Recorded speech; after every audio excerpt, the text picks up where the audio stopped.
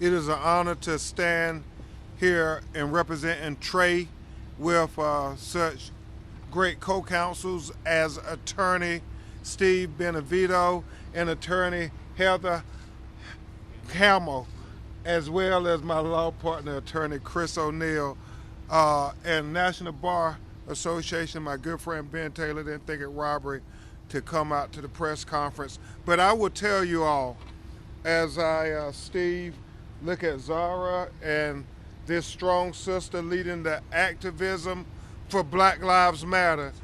It is, I mean, thank you to these young people, especially these young sisters who make me think of Breonna Taylor. I mean, a life cut far too short, a life pregnant with possibilities.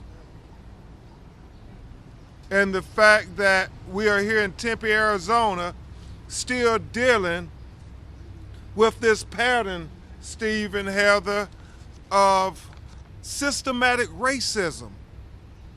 That's real. I know the president seems to suggest, and the Attorney General Barr seems to suggest that they don't believe systematic racism exists, but we keep having exhibit after exhibit after exhibit, whether it's George Floyd in Minneapolis, Minnesota, whether it's Jacob Blake in Kenosha, Wisconsin, whether Chris it was Dijon Kinsey, shot 15 times in Los Angeles for riding a bicycle while black, whether it is Breonna Taylor, Zara's sister, who, I mean, she's in her apartment. She's in the sanctity of her home, the place where you are expected to be safe. And the fact that while America is dealing with the COVID-19 pandemic, we in Black America are not only dealing with that pandemic, but we're also dealing with the 1619 pandemic, which represents the first year enslaved Africans were brought to America. And from that day to this one, for 401 years, we have been dealing with systematic racism and oppression that finds police killing us outside the courtroom and the system killing us inside the courtroom. So that's why we're filing this lawsuit, to take on the entire system that continues to perpetuate this 1619 pandemic in the United States of America. And don't you think for a second that Trey is not Exhibit A for Tempe, Arizona? Because I know some may not be able to understand this, but the reality for black people in America and brown people in America, when the police point a gun at you, I don't care what the circumstances are, there is always a great potential that it could end up fatal. So I'm just thankful when I look at Trey's mother and father who are present with us today, that Trey is here with us. I mean, can you imagine? And I know Steve and Heather, we talked about this, that Trey was the one that de-escalated the situation while the officer seemed to escalate the encounter. Trey had his hands up the whole time. And had Trey not had his hands up saying, I work here, what if Trey would have tried to say, well, I want to capture this grave injustice on my cell phone, and reach for his cell phone? With this officer and his history, Heather was telling me about the other case where he used inappropriate violations of policies and procedures and tased a man with his 1-year-old baby in his hand. I mean, multiple times. So that's the pattern and practice of this officer.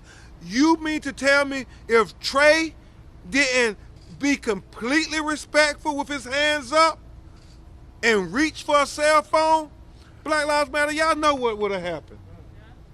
It's just like Steve said. Why does it take us being killed for the city to acknowledge Black Lives Matter? And I thank so much Sean, who is the manager of Trey, because his involvement also helped lead to Trey not only getting the dignity and the respect in the aftermath, but probably played a large part in Trey not being shot when he was very clear. When he said the suspicious suspect who pointed a gun at me was a white man. Y'all watched the video. How is it that this officer who was told the suspect that we're looking for is a white man, but yet he pointed the gun at two black men?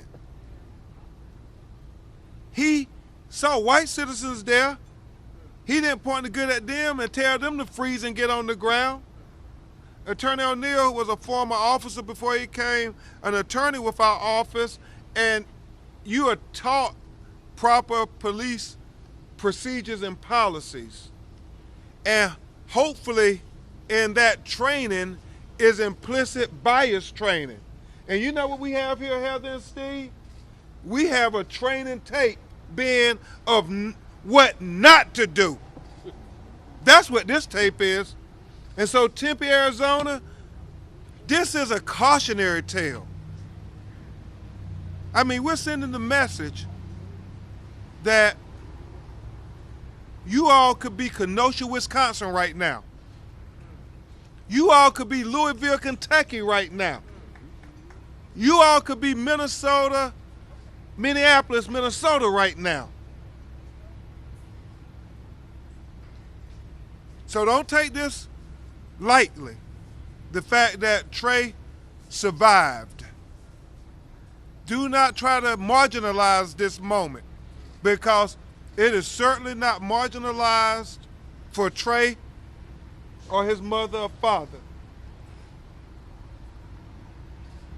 Can you imagine what parents of color go through every day, just praying that their children won't be profiled, won't be brutalized, won't be killed by the very people who are supposed to protect and serve them? Tempe, Arizona, don't take this lightly. Let's do justice for Trey, and in doing so, do justice for this community, for marginalized people of color, and do justice with love in your hearts, not begrudgingly, to say we want a better society. We want a better Tempe, Arizona. We don't want a George Floyd. We don't want an Ahmaud Arbery to be lynched for jogging while black in Tempe, Arizona. We don't want a Breonna Taylor. We don't want a Jacob Blake Jr. We don't want a Dijon Kinsey.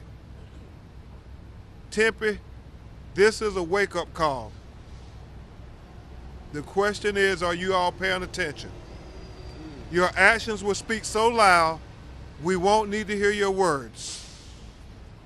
Am I to bring Trey up? Yes. Okay. You want to bring him up? Okay. At this time, a young man who, this is awfully emotional.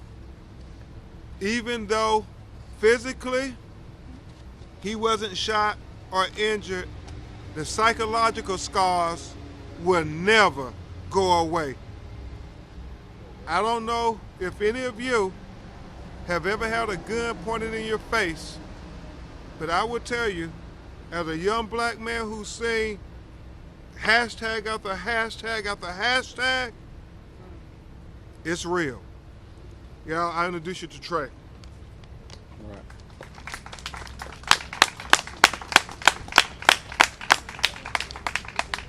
All right. My name is Trey. I'm 28 years old and saw my life flash before my eyes on August 29th, 2020. I was working like I do most days out of the week, trying to progress in life and provide for my daughter, when unexpectedly I was closing an emergency exit door and had a gun pointed at me, being told to put my hands up. I complied as I seen it was an officer, and put my hands up and said, "I work here." All I remember was being confused and scared as to why I had a gun on me, so I kept saying, "I work here." Once things became hostile and he said I fit the description and had me get down on my knees with the gun on me, all I could think about was my daughter, my family, and my life flashed before my eyes. I thought I was gonna die. After finding out later that he knew the description from skin color to clothes, I became more frightened, realizing that I had been racially profiled because of my skin color. There's no other explanation as to why I would have been detained for multiple minutes with a gun on me, other than me being black. I wake up in fear of it being the day where I get pulled over, or a cop comes to me and kills me for all of this happening.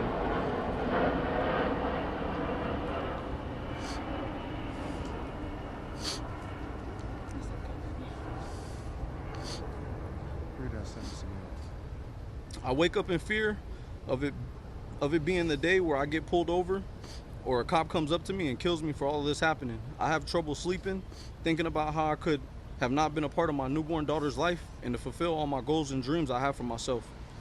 I'm fearful that my life could have ended with the pull of a trigger just for being at work and trying to make an honest living. Some would say, well, you didn't get shot, so it's okay, but it's not. I wake up still to this day in the middle of the night from a nightmare about that day. I've never had my life flash before my eyes until that day, and I did nothing but clock into work and try and earn an honest paycheck.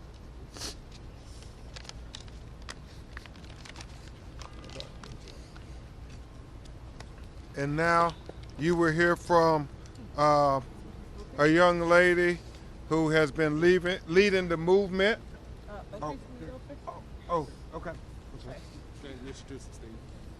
This is Ivan Okri. Mr. Okri was in his apartment June 2019 when Officer Kerzaya entered it without his consent, without his permission, held him at taser point, and ultimately ordered his co-officers to taser Mr. Okri while he was holding his one-year-old son. Ivan. I didn't really prepare anything, but I'm just going to speak from the heart. That day, it turned my life upside down, honestly. I'm in there, like my kids had a track meet that morning, like 6 a.m. in the morning. He came in there with that taser blazing, my two younger children screaming, because they don't know what's going on, and the baby, he just comes in, and he's like, pick me up. I grabbed him, and, Officer Kerzaya, he didn't have no remorse with what was going on. He didn't care that the children were there. He didn't care anything. And I was thinking, if it had been me and I had walked in someone's home without a warrant or anything, that would be considered like a home invasion.